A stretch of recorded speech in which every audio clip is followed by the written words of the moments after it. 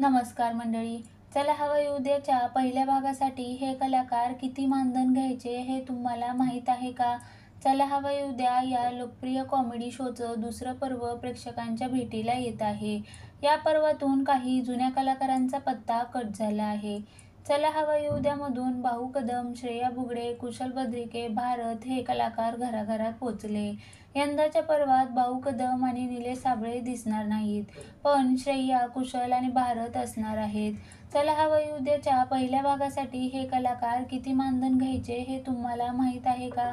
Media रिपोर्टनुसार चला हवा येऊ द्याच्या एका एपिसोडसाठी भाऊ कदम 80,000 रुपये मानधन घ्यायचा, तर भारत गणपुरेला अंदाजे 75,000 रुपये इतकं मानधन मिळायचं. कुशल बद्रिकेलाही अंदाजे एका एपिसोडसाठी 75,000 रुपये इतकी फी मिळायची. तर श्रेया बुगडे ही जवळपास भारत, कुशल आणि भाऊ कदम यांच्या इतकीच फी घ्यायची.